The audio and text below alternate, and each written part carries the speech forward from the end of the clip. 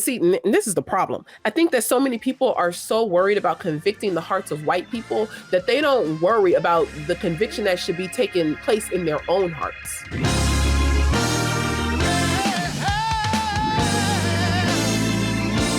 Elisa Childers sent this to me last night, and it's all it said. Well, when I got it, it said, "Who will evangelize and disciple white Christians?" And I was like, well, Lord, here am I, send me. But this guy is really serious. His name is David Swanson. He's a pastor. I'm not sure where he's a pastor at anymore, but he's a pastor, and he has this rant on Twitter talking about, let me actually just read it. "We can't ignore the large percentage of white Christians, evangelicals especially, but not only, who don't understand themselves by the historic heuristics of Christianity. They embrace a veneer of faith while identifying most clearly along racial and ideological lines." Then he lists this study about white Christian nationalism. He says that these white Christianized spaces should be understood as largely non-Christian in their beliefs and practices. There are many caveats and exceptions, but we must take seriously what these communities disclose about themselves, especially related to their Christian kin of color. So who will reach white Christians with the gospel? I don't ask this question sarcastically. I'm deadly serious. Who will allow their hearts to be broken by the captivity of so many lost people? One of the problems we face is that these contexts have not been seen as critical and legitimate places for missional work. We viewed them as already Christian, so we send chaplains in instead of missionaries. Okay, so as I was reading this, I was so confused. I mean, because I just responded as a joke, like, here am I, send me. Like but says, send me too.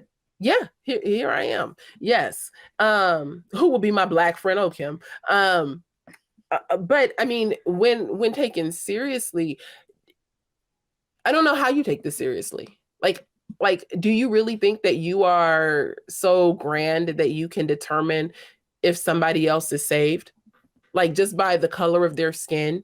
I think that there is something to say when we consider like fruit or works. Like, you can't be going out murdering and cussing people out and all that and be like, I'm a Christian, praise Jesus. I only kill on the weekends. No.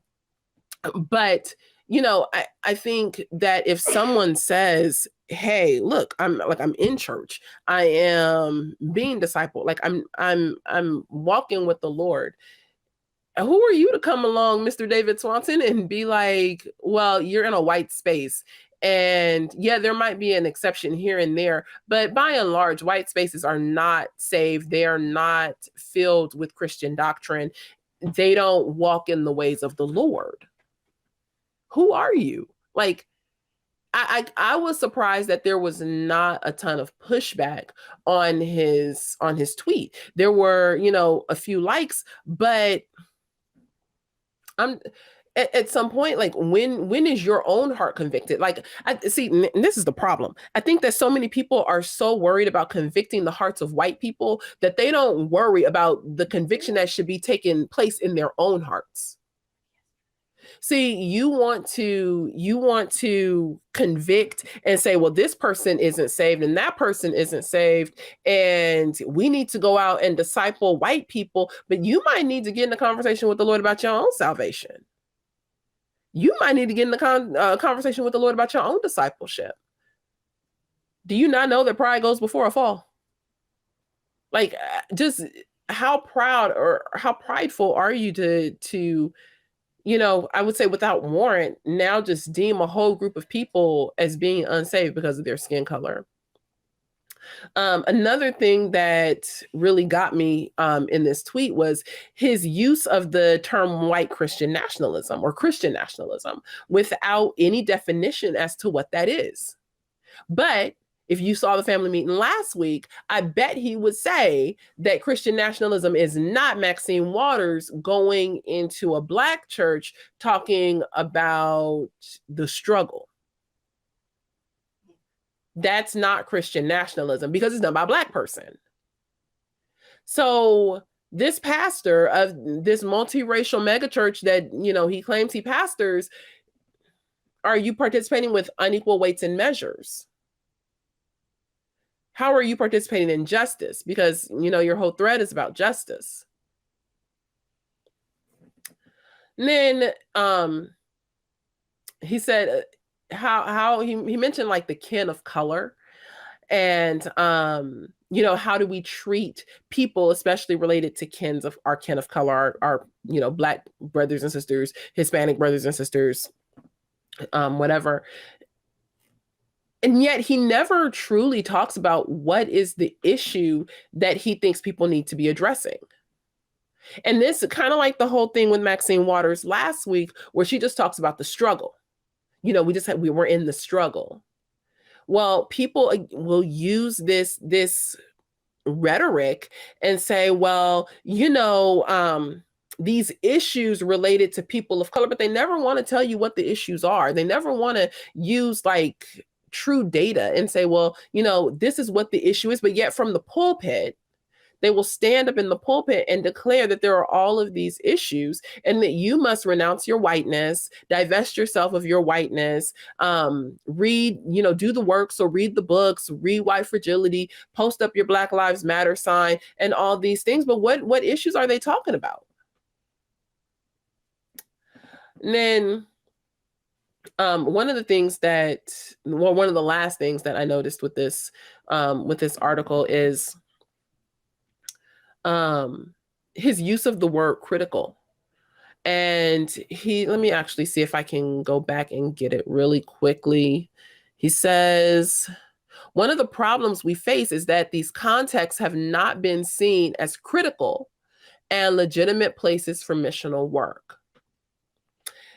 If you look in Fault Lines by Vodi Bakum, he quotes the definition that Helen Pluckrose and James Lindsay use in their book, Cynical Theories, for critical. And this definition of critical is not like we need to take a necessary look into something. It's that we need to actually go and investigate something through the lens of like problematizing it. We need to look at things and investigate these things in order to create a revolution. And so in his comment, one of the problems we face is that these contexts have not been seen as critical. He's saying that they haven't been seen as being in need of revolution. But what are we revolutionizing? And are we doing this revolutionary work based on a lens of scripture, of historic Christianity? These are the questions that we have to ask, because people will use words like critical. They will use words, even like theory. They will say we need to be doing this work. We need to cause revolution. We need to usurp the systems and defund and redo all of these things. But by what standard are we doing these things? Based on what? Even if the entire system across the board was racially unjust, when you tell me that we need to, like in the critical race theory book, it says that we need to have revolution. Well, what is the revolution that you propose? Is it based on a biblical framework? Because if it's not based on a biblical framework, all we have is more mess.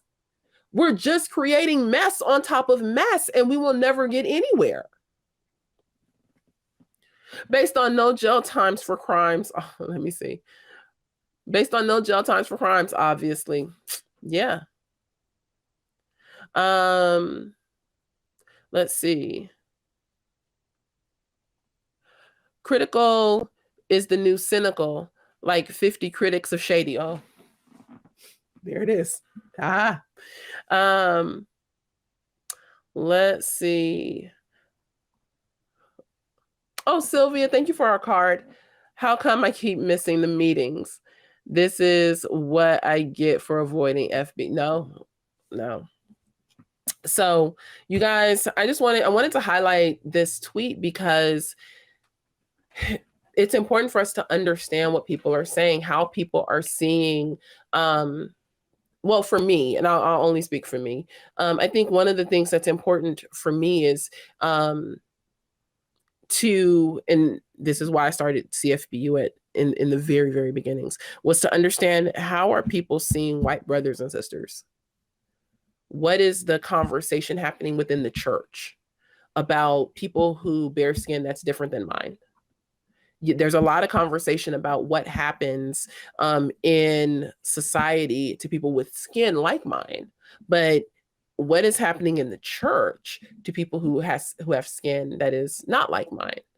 Well, apparently y'all need to be discipled. You're not Christians. Um, and that's heartbreaking.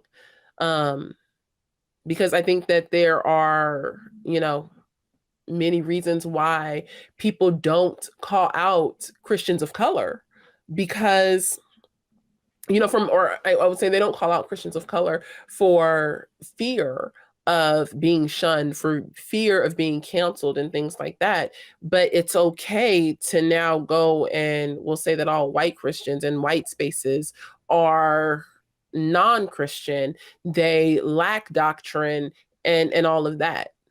Like, what we need are leaders within the church that will what we need is now would be a good time to post your Venmo link. Stop it. What we need are leaders in the church who are not going to waver either way. I could care less what your color is. You could. Now, if you were glitter, I might have some partiality. But I don't care what your color is. Like, if you're wrong, you're wrong. And this dude is wrong. We don't just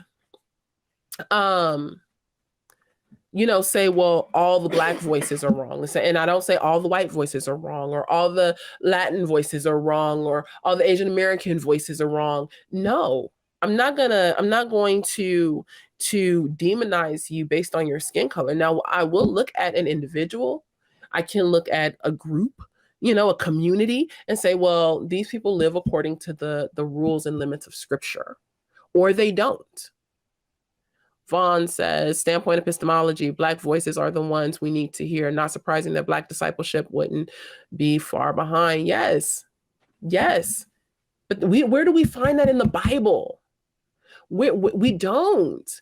Discipleship wasn't based on the color of your skin. Matthew 28:19. Just go read Matthew 28 from 1 to like 20 something, 22.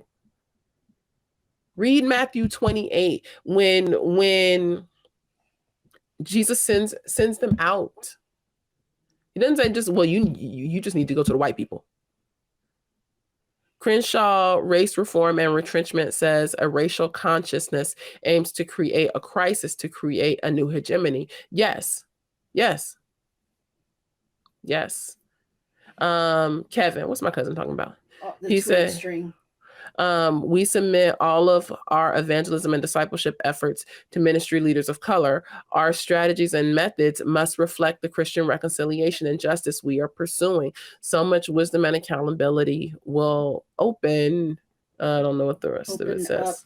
Will open up as we do. That's not reconciliation or justice. It's not wise. It's not. It's preferential treatment. And this is the problem that we have to, be aware of. We have to understand what's happening in the church. I am all for, reforming culture and things like that. But the reality is that for Christians, my first priority is the church. Paul says he has no jurisdiction over culture. But in the church, our mandate comes from Scripture. What we do, how we act, how we participate with one another comes from Scripture. This is why I started out with Ephesians, because Ephesians tells us it's like our rule book. It just all concisely put into one. Ephesians tells me how to live with one another. How do I live in community? How do I live with my family? How do I do this? And it starts out by telling me why, because I'm adopted. I don't know David. Somebody know David, giving my email address. I don't know David, but David's out of pocket. He's wrong. And I would challenge David to look into some of his ideas on Black liberation theology, because it's very James Cone-ish to be like, white people ain't saved. James Cone actually says, while white people, what does he say? White people talking about white people in the church, while white people may be saved, he then goes on and says, like, if there are any to be found, talking about true Christians, white people who could actually be true Christians. His words are, if there are any to be found. He then goes on to say that they should be treated like babies, that they shouldn't be allowed to speak. They can only be accepted within the community when every person of color within the community agrees that they are truly saved and are worthy to be a part of the community.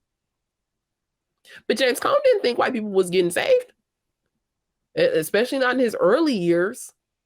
He might have had a little shift like later on in life, but not in his early years. And this is what this sounds like.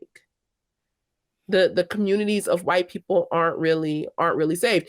Now, not to be, stirring the pot anymore, but if I were to go and look in a lot of Black churches, what would we see but fornication from the pastor all the way down? A lot of single parents. A lot of out of wedlock foolery. Why do we see churches on every corner in the Black community, and yet in the Black community we have the highest levels of domestic violence, highest levels of drugs, highest levels of and when I'm talking about drugs, I'm talking about like hardcore drugs, highest levels of alcoholism and things like that, when we have the most churches, one on every corner, y'all. So again, I don't see him going and calling out the sin that is present within many groups.